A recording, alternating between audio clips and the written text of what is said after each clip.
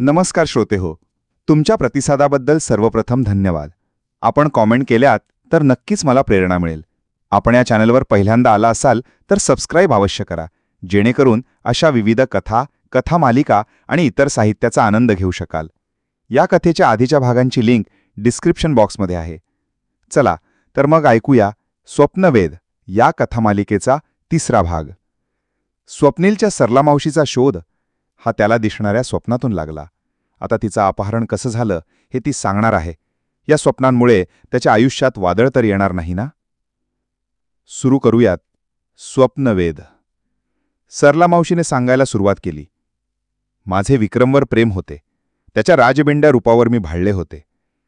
दादाला मित्रांकडून कळले आमच्या प्रेम प्रकरणाबद्दल. दादाने मला बरेचदा समजून सांगितले की विक्रम चांगला मुलगा नाही. त्याला सिगारेट, दारू, जुगार अशा अनेक वाईट सवयी आहेत. शेवटी दादाने माझ्या मनाविरुद्ध सुमितशी माझे लग्न ठरविले. मला विक्रमसमोर सुमित नेभळट, टिपिकल चाकरमानी वाटायचा. मी साखरपुडा केल्याची गोष्ट विक्रमला कळली. तो फारच चिडला माझ्यावर आणि जर मी लग्न केले तर तो आत्महत्या करेल अशी धमकी दिली. त्यावेळी मी स्वतःला भाग्यवान समजले की विक्रम माझ्यावर इतके प्रेम करतो की माझ्याशिवाय जगण्याचा विचार देखील करू शकत नाही. मावशी पुढे म्हणाली, विक्रमने दरोड्याचा प्लॅन केला. तो म्हणाला की दरोडेखोरांनी पैसे आणि तुला पळवून नेले असे लोकांना वाटेल. त्या दिवशीचा प्लॅन साधूबाबांमुळे फसणार होता, पण मी ताईला पटवले की आपण आज अकोल्याला नको जायला. म्हणून दरोड्याचा प्लॅन सफल झाला. गेटच्या किल्ल्या तुम्ही माझ्या समोरच ठेवल्याने आणखीन मदत झाली. आम्ही सर्व रोख रक्कम आणि दागिने घेतले आणि आनंदपूर सोडून तडक विक्रमच्या मित्राच्या कारने गोवा गाठले. नंतर त्याचे मित्र आम्हाला सोडून गेले. मी खूप आनंदात होते. त्याला म्हणाले की आपण लग्न करूयात. मग तो कारण सांगून टाळायचा. 2 दिवसांनी चोरलेले पैसे संपायला लागले पाहून मी त्याला विचारले, आपण काय करणार, कुठे जाणार? त्यावर विक्रम म्हणाला की आपल्याला सध्या अकोल्याला जाता येणार नाही, कारण एव्हाना पोलीस चौकशी सुरू झाली असणार. काही दिवस इथेच राहू, मी काही काम मिळते का बघतो. मग तो मला हॉटेलमध्ये सोडून दिवसभर बाहेर राहायचा आणि रात्री दारू पिऊन यायचा. उद्या नाही पिणार असे प्रॉमिस करायचा. पैसे संपायला लागले तसा माझा त्यावरील विश्वास उडायला लागला. म्हणून मी त्याच्या नक्कळत 1000-1500 रुपये माझ्याकडे ठेवले होते. दागिने विकले आणि मग त्या दिवशी मला दादाची प्रकर्षाने आठवण झाली. मी त्याचं ऐकायला हवे होते. आता रडपड करण्याची वेळ नव्हती, कारण आता कोणाच्या खांद्यावर डोके ठेवून रडणार. विक्रम दारूच्या नशेत मला म्हणाला की मी तुझा सौदा केला आहे, छान तयार रहा. आता आपला संबंध संपला, आता तू आणि तुझे नशीब. मला मित्र घ्यायला आले आहे. आणि हसायला लागला.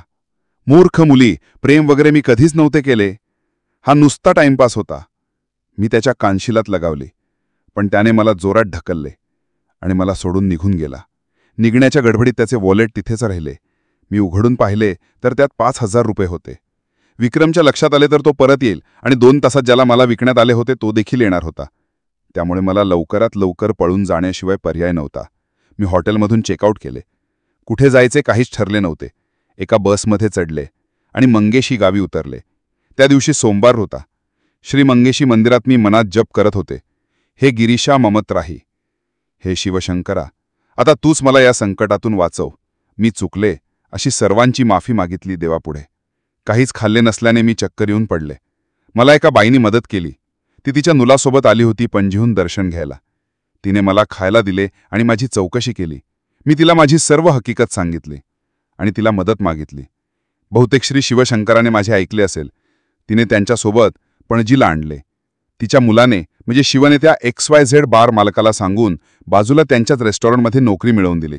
आता तिथल्या कुकला मदतनीस म्हणून काम करत आहे. शिव आणि मी लग्न करायचे ठरवले आहे. जिजाजी, तुम्हाला माझी सर्व हकीकत सांगितली.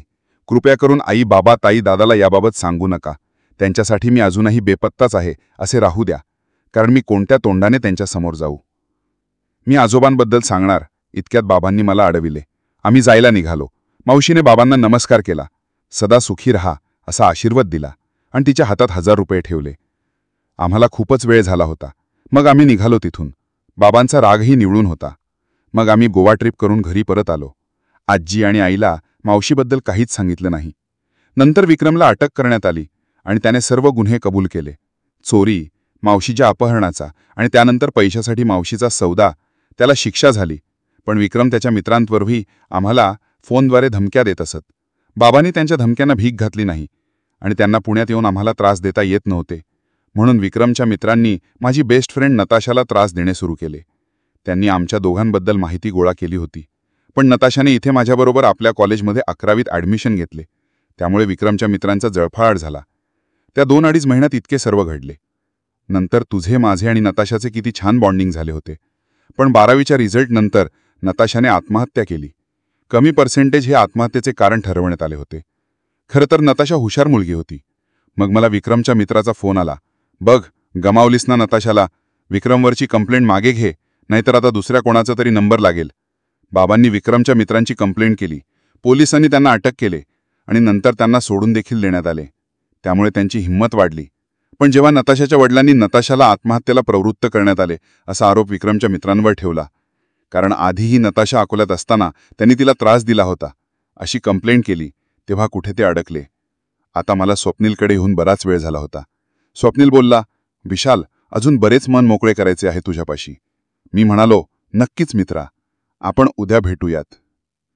श्रोते हो, तुम्हाला ही कथा कशी वाटली अवश्य सांगा आणि चॅनलला अवश्य सबस्क्राईब करा. Good bye.